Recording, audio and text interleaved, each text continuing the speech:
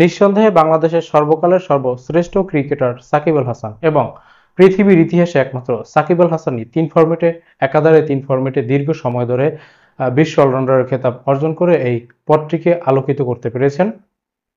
কিন্তু ব্যক্তি জীবনে সাকিব সর্বময় বিতর্কিত, নানা বিতর্কের সাথে তিনি জড়িয়েছেন, সে সম্পর্কে আমরা সবাই অবগত রয়েছি। শেয়ার কেলেঙ্কারি, আম্পায়ারদের সাথে দুর্ব্যবহার, দর্শকদের সাথে দুর্ব্যবহার, সেই সাথে বিভিন্ন জুয়ার সাইটকে প্রমোট করা এবং বেটিং সংশ্লিষ্ট ব্যক্তিদের সাথে তার যোগাযোগ থাকা সত্ত্বেও বোর্ডকে না জানানো, এই ধরনের নানা বিতর্কের সাথে তিনি নানা সময় জড়িয়েছেন। এবং তার জীবনের সব থেকে বড় বিতর্ক হচ্ছে আওয়ামী লীগের ডামি এমপি হিসেবে সংসদে গিয়েছেন। এই সমস্ত বিতর্কের পরেও সাকিব আল হাসান কিন্তু জনপ্রিয়তার তুঙ্গে ছিলেন, কিন্তু সাকিব আল হাসান ধীরে ধীরে অজনপ্রিয় হওয়া শুরু করেন।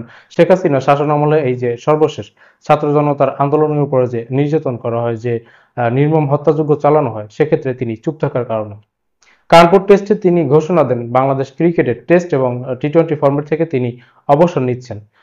টি-20তে তিনি ইতিপূর্বেই তার সর্বশেষ ম্যাচ খেলে ফেলেছেন এবং টেস্টের ক্ষেত্রে তিনি চাচ্ছেন যে দক্ষিণ আফ্রিকার সাথে বাংলাদেশের যে আগামী সিরিজটি রয়েছে সেই সিরিজটি খেলে তারপরে বিদায় নেবেন। সেক্ষেত্রে তিনি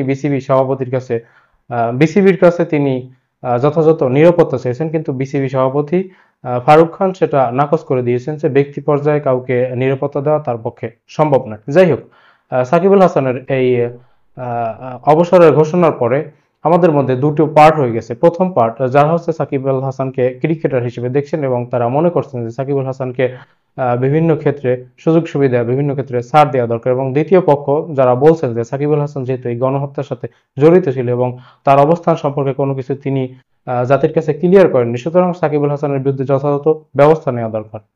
এই মতো অবস্থায় দায়িত্বশীল পর্যায় থেকে আমাদের যুব ও ক্রীড়া উপদেষ্টা আসিফ মাহমুদ সজীব ভুঁইয়া, যিনি দায়িত্বশীলতার পরিচয় দিয়েছেন, তিনি জানিয়েছেন যে একজন ক্রিকেটার হিসেবে সাকিবের যতটুকু নিরাপত্তা দেয়া দরকার সেটা তিনি পাবেন। সাকিব আল হাসানের নিরাপত্তা নিয়ে আসিফ মাহমুদ সজীব ভুঁইয়া কি বলেছেন সেটা আমাদের জেনে নেওয়া দরকার। খেলোয়াড় হিসেবে প্রয়োজনীয় নিরাপত্তা সাকিব পাবেন, ক্রীড়া উপদেষ্টা। খেলোয়াড় হিসেবে যতটা নিরাপত্তা প্রয়োজন ক্রিকেট অলরাউন্ডার সাকিব আল হাসানকে ততটাই দেওয়া হবে বলে জানিয়েছেন যুব ও ক্রীড়া মন্ত্রণালয় এবং শ্রম ও কর্মসংস্থান মন্ত্রণালয়ের দায়িত্বপ্রাপ্ত উপদেষ্টা আসিফ মাহমুদ সজীব ভুঁইয়া। রোববার 29শে সেপ্টেম্বর সচিবালয়ে শ্রম মন্ত্রণালয়ের গ্রামীণ ফোন কর্মকর্তাদের সঙ্গে সৌজন্য সাক্ষাৎ এবং চেক গ্রহণ অনুষ্ঠানে এক প্রশ্নে তিনি একথা জানান। সাকিব আল হাসানকে নিয়ে আলোচনা চলছে, তিনি বাংলাদেশ ক্রিকেট বোর্ডের বিসিবির কাছে নিরাপত্তা চেয়েছেন। এ বিষয়ে জানতে চাইলে উপদেষ্টা বলেন, বিসিবি এ বিষয়ে একটি বক্তব্য দিয়েছে। রাষ্ট্রের জায়গা থেকে রাষ্ট্র প্রত্যেক নাগরিককে নিরাপত্তা দিতে বাধ্য এবং আমরা তা অবশ্যই করব।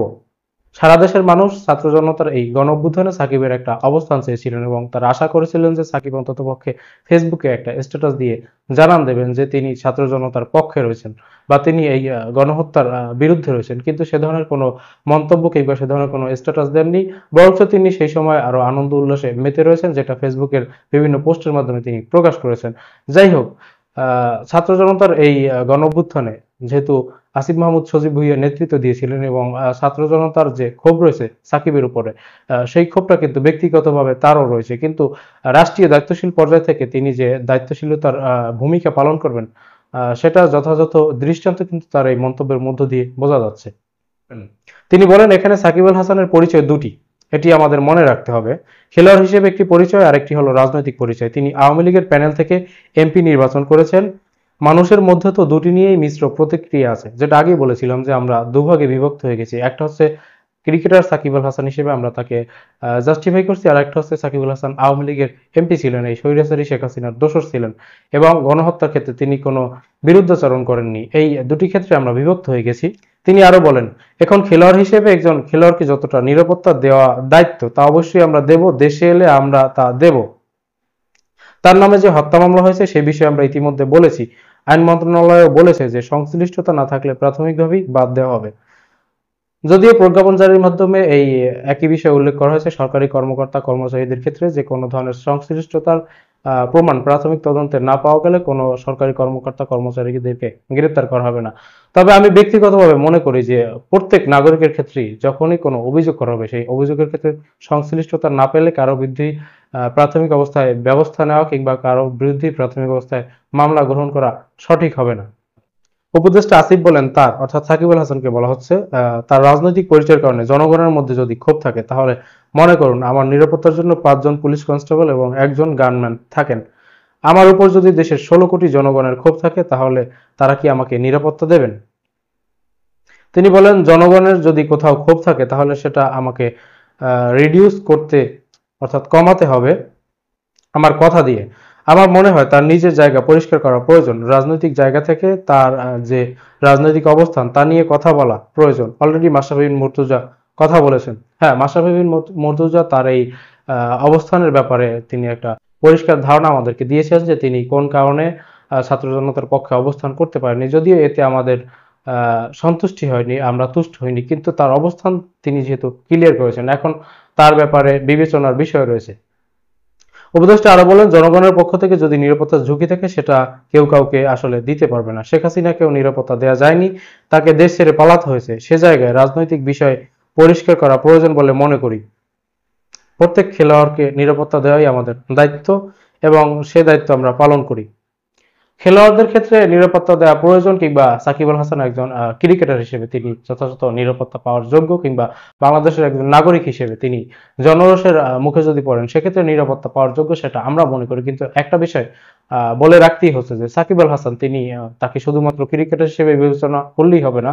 ক্রিকেটার হিসেবে তাকে নিরাপত্তা দেওয়া যথাযথ প্রয়োজন যেমন রয়েছে, তেমনি তার বিরুদ্ধে যে সমস্ত অভিযোগগুলো রয়েছে, যেমন শেয়ার বাজার কেলেঙ্কারির ক্ষেত্রে সাকিব আল হাসানের বিরুদ্ধে অভিযোগ রয়েছে এবং তাকে 50 লক্ষ টাকা জরিমানা ইতিমধ্যে করা হয়েছে। শেখ হাসিনার শাসনামলেই এই সাকিব আল হাসানের বিরুদ্ধে এই সমস্ত অভিযোগগুলো এসেছে। দেখা গেছে তার যারা সঙ্গীরা রয়েছেন, তার ব্যবসার সাথে যুক্ত, তাদের সাজা হয়েছে, তাদের জরিমানা হয়েছে, কিন্তু সাকিব আল হাসানের ক্ষেত্রে এ ধরনের কোনো কিছু ঘটেনি। যেটা দ্বিমুখী নীতি, শেখ হাসিনার শাসনামলে যে দ্বিমুখী নীতি হয়েছিল সেই নীতি অবলম্বন করা যাবে না।